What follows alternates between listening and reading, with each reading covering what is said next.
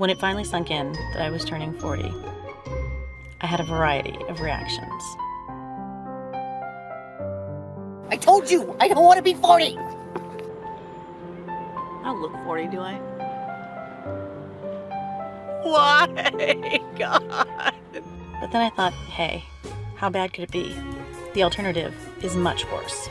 So I decided to make a list of 40 different things to do because I was entering my 40s. And thus, 40 for 40.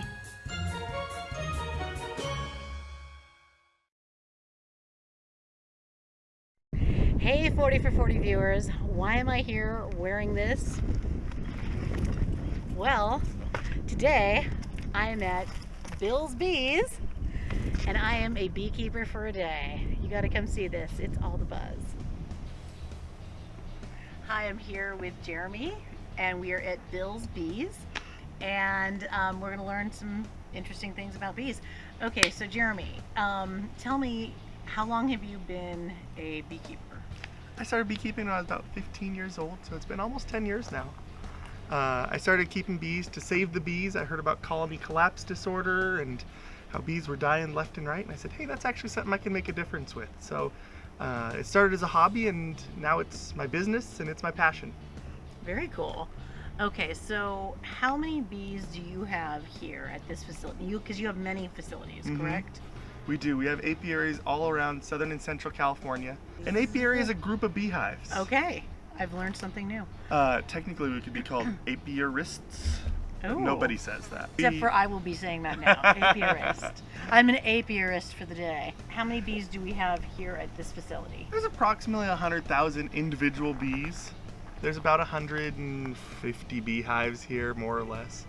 We're always moving them in and taking them out. Some of these bees are actually for sale. We have customers that have pre-ordered them and they're gonna pick them up. Okay, why do people buy bees? They want to what does make that some entail? honey. They want to make sure the bees are healthy environment in their local area. Okay. And it entails exactly what we're gonna do today. We're gonna open the bees. We're gonna check to see that they're healthy. We're gonna see if they have any diseases or infestations. We're gonna check on the queen. We're gonna meet her. You better curtsy. I will. I've been practicing my bee curtsying skills. And it's just about making sure they're healthy, and it's animal husbandry. They're our partners in this whole endeavor. Okay, so how do you tell if a bee is healthy versus a diseased bee? So you tell if a bee is sick by the whole hive. The hive is sick. It's all for one and one for all in the beehive, and if the hive has diseases and the individual bees have diseases, they'll actually fly off and they'll fly away from the hive and die on their own to try to keep that disease away from the hive. So you have to judge the whole hive and say, what does it look like? What do the babies look like? What do the bees look like? How do their wings look? And we'll look at it today. We'll open up some bees, and okay. I don't think I'm gonna wear a suit, are you? Hell yeah. All right, fine. Oh yes, I'm wearing a suit. Yeah, no, I'm not that brave. You have to be zen. I'm gonna be zen, buzz. What's the difference between the bees that you have and a killer bee? The killer bees in Southern California, it's really all of the Southern United States. They started in Brazil, and it's a experiment gone awry. Back in the 1960s, they were doing some work with the Africanized honeybees. They imported them from the continent of Africa to Brazil to see how they did with different pests and diseases, and they got loose. They lost funding for the project, and the bees got loose when no one was watching, and they've migrated all the way up from Brazil into the US, and they've stopped around Fresno, is as far north as they really go. The reason for that is when they want to attack, when something happens to the hive and they have this defensive reaction to it, they'll all leave the hive and they'll go attack, and that's what they're doing. Meanwhile, the brood, the babies in the beehive, have to be kept at 95 degrees, 97. If they drop below that for 10 minutes, they'll all die. And that's what happens to the killer bees in the colder climates, is they all go out to attack and all the babies die. They actually go to attack people and kill people? Yeah. And do they kill people? And can one bee kill a person, or is it multiple bees? It's a whole hive. So it's because there's a bunch of them together. That's what it's all the stinging. Yep, it takes about 800 stings to kill a man. It's no fun to get stung that many times, because I've been stung, you know, hundreds of times. Oh my, and yet you come back for more. Exactly. Those are rare occasions, and those were all wild beehives that I found in people's walls or attics or trees. Okay. And I was trying to rescue from being exterminated. All right, well that's kind of a trip. Yeah, Okay. and when we rescue one of those hives, we actually have a rehabilitation process Oh. to rehabilitate You them. rehabilitate the bad bees We do. into being good bees. We do, into gentle members of society. We'll actually find their queen bee, and she lays 3,000 eggs a day. So do these queens. And what we do is we find the queen bee, and we'll kill her. The Africanized queen bee, she lays 3,000 eggs a day, and they all have her genetics. And once you kill that queen and put our new one in about 30 days, all of those old bees will attrit off, and the new ones will hatch out, and they'll all have her genetics. When the beehive wants to make a new queen, what they'll do is they'll select a handful of eggs and feed them extra royal jelly. And royal jelly, you've heard about it in your face creams, and it changes the anatomy of the bee so her reproductive organs fully develop and becomes a queen bee. Once she's developed in the cell, she'll hatch out and go around the hive and say, hey, is there any others in here? If she finds another queen bee that hatched out, or if she finds one that hasn't hatched yet, she'll sting them. And so there's only one, they'll fight. Once she's done that, it's time for her to mate. And so she'll wake up in the morning and she'll go to the drone mating area. I think it's like the bar for bees. Okay. It's the hookup area. And the drones from all of these different hives are out right now, flying in the sky somewhere, waiting for queens to show up. Now the drones are the males. bees. Okay. They don't have a stinger. Oh. They all they do is they don't make honey, they don't sting, they don't take care of the babies. All they do is eat and mate. What an easy life for a male bee. They don't have to do anything, just eat and hook up. Once the queen has been properly inseminated, about 30 times, there's some new research coming out that's actually studied her sight. And she loses her vision temporarily, and so she flies back to the hive. Okay. That's some powerful reproductive material. Wow, this is really a birds and bees I'm kind of saying, conversation she's, here. Blinded. Wow, yes. Blinded by love. And she'll lay about 3,000 eggs a day for the rest of her life until she runs out of spunk. At that point, the beehive will say, hey, she's failing. Let's kick her out and get a new one. Or we'll make a new one, and that queen will hatch, and she'll go sting her because she's old, and she'll sting her mom. Aw. Poor queen bee.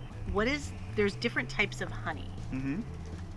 What is, like, I see clover honey, and then I see orange blossom honey. What are all these? What makes them different? It's all about what the bees were foraging on. Even right here in our hills, we can see these flowers with the little white heads are California buckwheat. We make a crop off of that. There's some over here that are purple sage, yerba santa, and there's all kinds of different things, and we'll make a crop of honey and say, oh, this is sage honey because only the sage was blooming, or this is buckwheat because it was mostly buckwheat blooming. And does it really taste different? Mm-hmm. Oh, okay. Sure does. So what's your favorite kind of honey? My favorite kind is wildflower because it's the best for your allergies. Tell me about this murder hornet thing. What is that? We saw that on the internet last year. It was a big deal. Yeah. What is this? What does that mean? It's an invasive species, and it's a problem, but they've got it under control. They've captured a nest of them. Our biggest problem is another species called the varroa mite. And it's a mite, a parasitic mite that lives on the bee. If it was living on you, it'd be the size of a softball. And it chews a hole in her and transmits diseases into that wound. Oh. And so the murder hornets are bad, but those aren't, I'm not worried about them at all. There's a lot of mechanical ways to keep them out of beehives. The varroa mites, we've been battling for about 2 decades. Oh. 3 decades. Wow. And we're still losing 30% of our hives a year to this parasitic mite. Interesting. And so today, if we find some, we'll put some treatments in. Okay. We're using an organic treatment now. It doesn't hurt the bees, but the mites can't hold on to the bees after they come in contact with it. And, Okay. it's cutting edge. So you're pretty sure I won't get stung today? Yeah, we'll see. I'm not feeling that confident. You're not going to get stung. They're sweethearts. Okay. This is cool. I'm digging this. We should like play the Lost in Space music for you.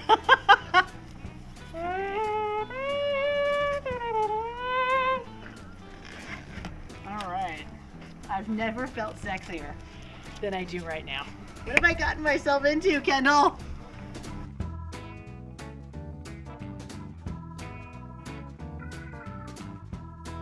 Okay, I'm ready. Yeah, what's the point of this? This is to knock on the door. This is to ask the bees permission to come in. And what if they say no? Walk How away. will we know? They'll sting us. If they say no, they're gonna sting. There you go, Space Woman. I know, that's what I feel like, man. It's crazy. Okay, I'll try not to squish the bees. Don't squish the bees. They're my ladies. No squishing of bees. There's one tool that we have to work with the beehives, and it is called a hive tool. Okay. So, cool. this is your hive tool. Okay. Do not lose your hive tool. I will not lose my hive Your hive tool is your friend. My hive tool is my friend. So we're knocking on the door here. And how do you know if they're saying, come on in? Well, because we knock, they say come in. They're, But how would you know if they were saying not to come in? they would tap on our hands. They'd Oh. fly out and they'd tap on our hands. Okay. Come check it out. This is the beehive. This is a nice healthy hive, Cool. and we're gonna rip the lid off, Oh, wow. and we might even treat for varroa mites today. This right here is honey, Yeah. carbohydrates. This is pollen that they collected. Yeah. They just came home, and the other girls are gonna help get that out of their pollen sacs and store it away in here. So right here on your veil, pull that forward a little bit. Where? Yeah, and we're gonna stick this hive tool right up under there and give you a sample of what they're making. There's And then Just suck through yeah. this?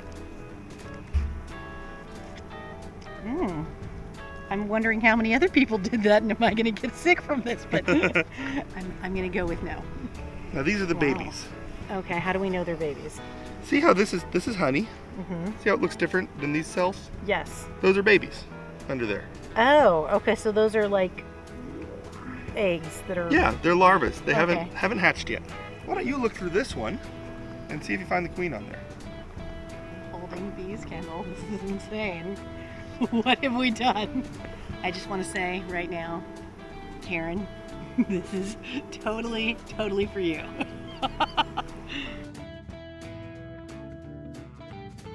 These are little sponges that we make up, and they're soaked in oxalic acid. Smells amazing. It's all natural. It's all organic treatment for the bees. Okay. It's pretty So simple. it's just 2 per. 2 per hive.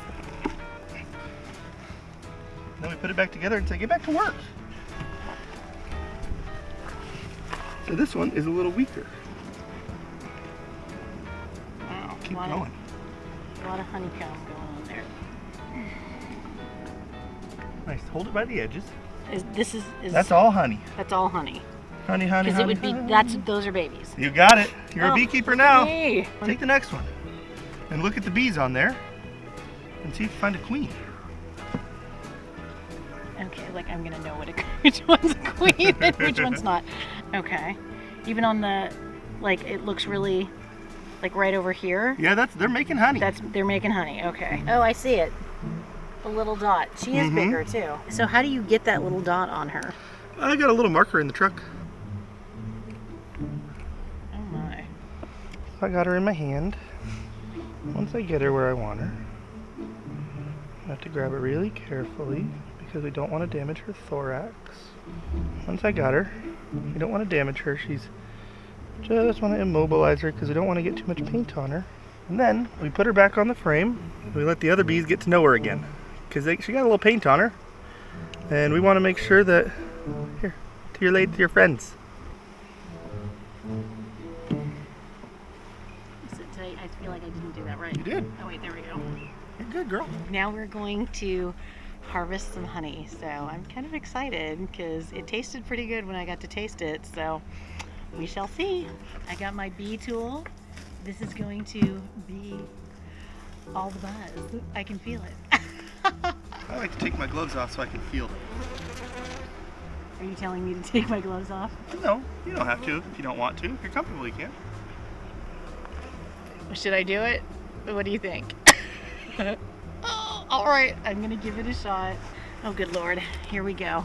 I can't believe I have my hands exposed. I'm really scared. There you go.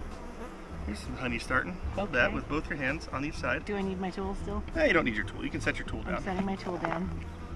That's a nice frame of honey. Now I want you to take and I want you to shake it as hard as you can right over the hive. As hard as you can. Harder. Harder. Yeah, almost. Okay. I Good? can't get all these All right. off. Good job. Okay.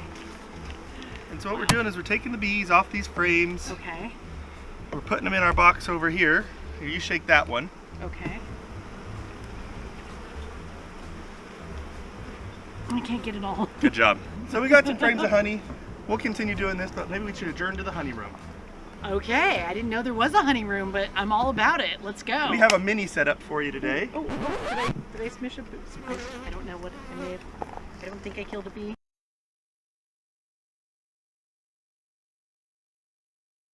This is the honey that we harvested.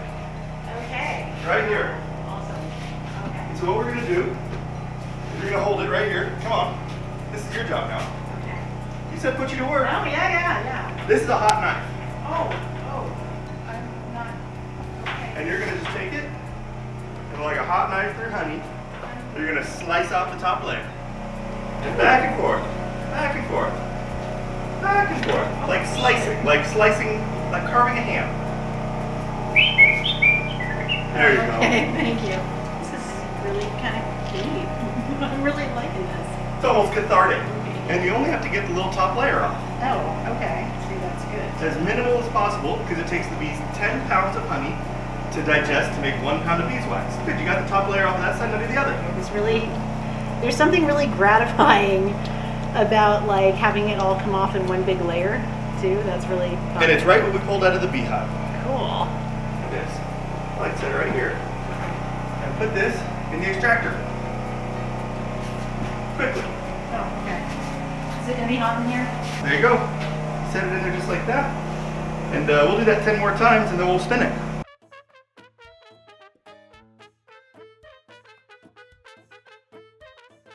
You're going to give it one big spin. Okay. Give it a big spin. It's like Wheel of Fortune. Yep. And flip the switch.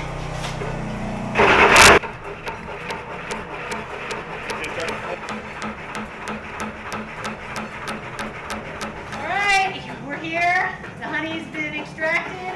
Now we're gonna see it. Let's go. There we go. Oh, yeah, baby. Look at that. Oh, yeah. That looks amazing.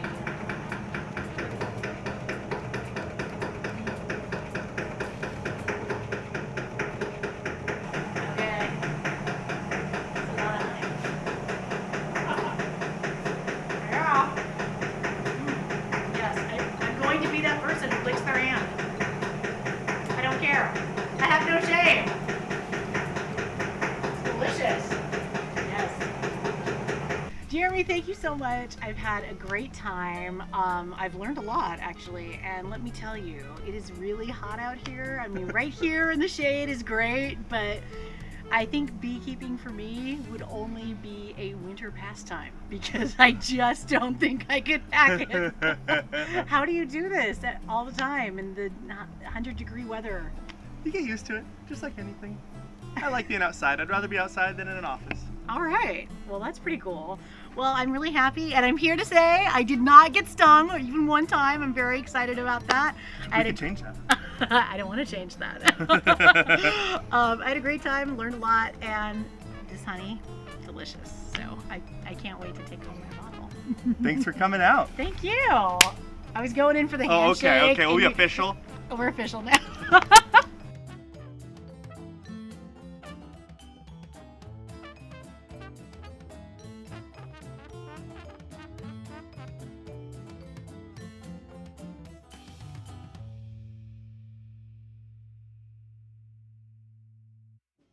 Okay, so if you like what you see on 40 for 40, subscribe to my channel. Come on, I'm doing all kinds of weird, crazy things. You know you can't miss out on that.